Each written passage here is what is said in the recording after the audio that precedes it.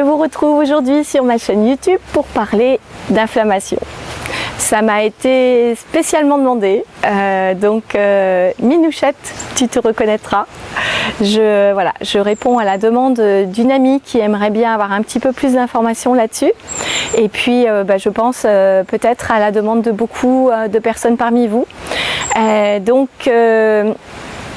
Je vais d'abord vous donner les différents types d'inflammation qui existent dans notre corps et ensuite je vais vous dire quelles sont les conséquences que nous pouvons observer chez nous avec la présence de ce type d'inflammation, de ces types d'inflammation un petit peu partout dans notre corps.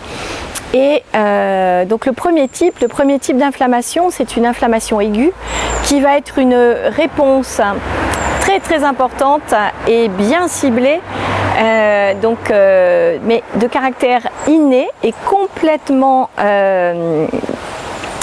sans adaptabilité, c'est-à-dire qu'on va avoir la même réponse quel que soit l'agresseur.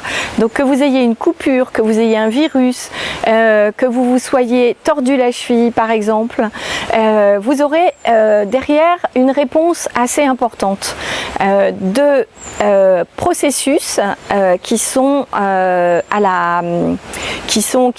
aussi concernés par l'inflammation, mais qui à la base sont des processus de défense. C'est votre immunité innée qui va aller s'attaquer au problème. Le cerveau a reçu une information comme quoi il y a un problème, mais l'immunité innée part même d'une information locale qui est envoyée au cerveau et qui est programmée ensuite pour aller s'attaquer quel que soit l'envahisseur, quel que soit le problème. Donc cette immunité, vous le pensez bien, est un petit peu, si je devais donner une analogie, ce serait un antibiotique à large spectre. Le but est de détruire ou de vous défendre contre ce qui attaque votre corps. Et donc cette non-spécificité fait aussi le lit à une grosse défense. C'est une charge, une armada qui va arriver pour vous défendre. Si ce processus se chronicise, on aura une mise en place un petit peu plus faible que l'attaque de base, mais par contre ça veut dire aussi que votre corps va continuer à produire ces mécanismes d'inflammation et de destruction et voire même aller jusqu'à un très gros problème et très compliqué à traiter ensuite qui s'appelle la maladie auto-immune, puisque la maladie auto-immune, ce sont nos défenses immunitaires qui se retournent contre nous. Donc cette réponse immunitaire quand vous êtes attaqué est nécessaire.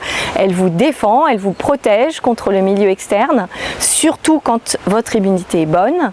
Mais par contre, toujours veiller à se soigner, accompagner cette immunité, permettre aussi la construction de l'immunité acquise derrière, qui va être spécifique. Par exemple, si vous avez un virus qui vous a visité, si vous voulez fabriquer des anticorps spécifiques à ce virus, il va falloir que vous fournissiez de l'énergie pour que ces cellules existent et qu'on puisse ensuite les retrouver dans vos tests sanguins. Et donc, mais cette immunité est nécessaire et elle est adaptée à notre vie cellulaire, notre vie d'être vivant et globalement en bonne santé. Mais donc par contre, faire attention à l'accompagner, à l'aider et à lui permettre de se calmer quand l'envahisseur est parti, pour ne pas mettre en place d'inflammation chronique à ce niveau-là et ne pas aller vers une maladie auto-immune, ce qui est absolument désastreux. Ensuite, vous avez ce qu'on appelle l'inflammation chronique de bas grade, qui est une inflammation qu'on dit à bas bruit, qui a très peu de marqueurs, qui est difficile à percevoir, mais qui va travailler en amont, même si vous ne la sentez pas réellement. Elle va vous amener plus de fatigue, elle va vous amener à préparer des maladies sous-jacentes pendant des années et des années. Et donc c'est cette inflammation-là qui est la plus difficile à traquer et la plus difficile à calmer.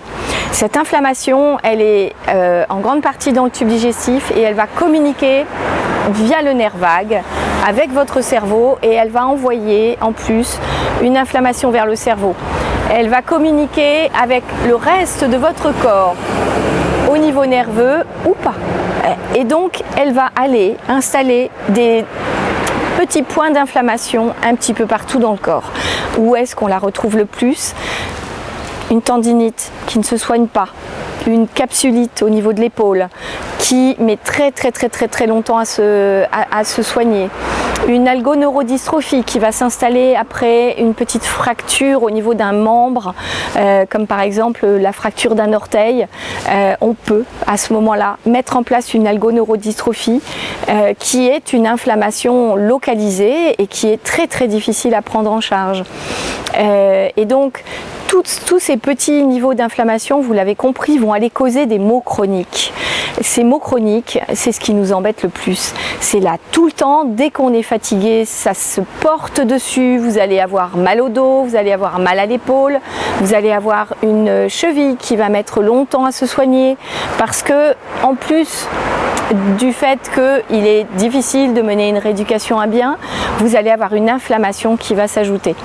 Alors, cette inflammation peut se prévenir et peut même se traiter avec ce qu'on appelle une alimentation anti-inflammatoire.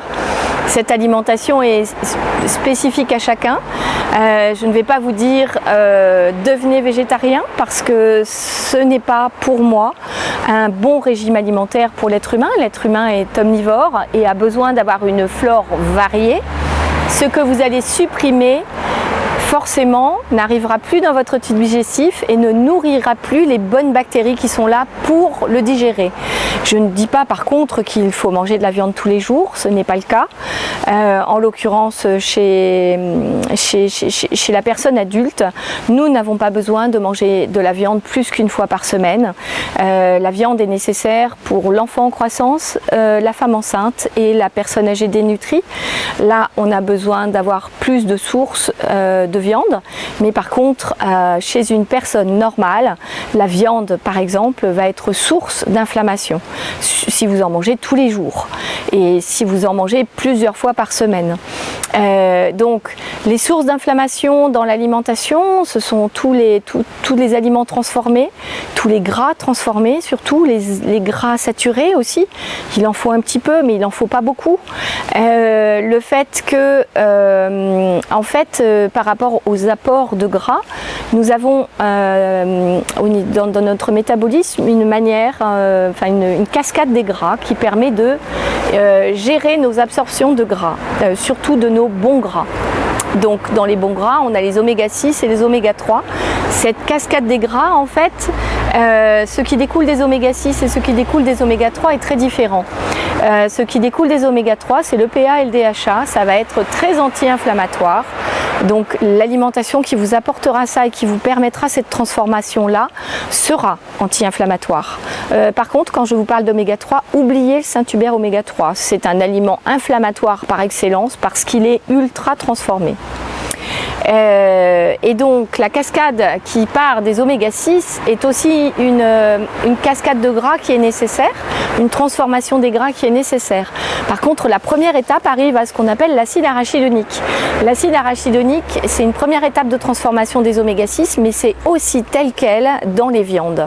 Et donc quelqu'un qui mange beaucoup de viande, qui va me prendre des oméga 6 qu'on a dans l'huile de tournesol ou les noisettes par exemple, et qui va en plus à côté de ça manger très peu de légumes et avoir des apports en oméga 3 très faibles, c'est quelqu'un qui va avoir un fort taux d'acide arachidonique.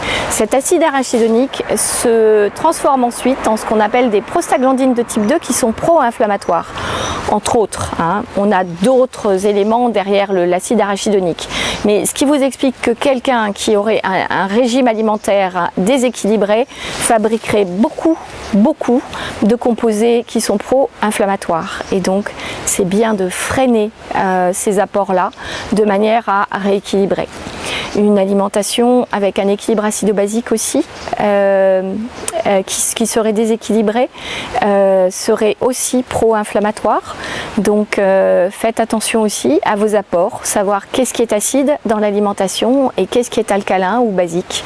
Et arriver toujours à la fin de votre journée à un équilibre qui soit plutôt alcalin et surtout pas acide. Voilà. Après, il y a beaucoup de moyens de limiter l'inflammation dans le corps, mais ce qui est important, c'est surtout de savoir l'écouter pour pouvoir aller voir la personne adaptée qui va vous aider à rééquilibrer votre vie, votre environnement, votre alimentation pour que cette inflammation ne perdure pas.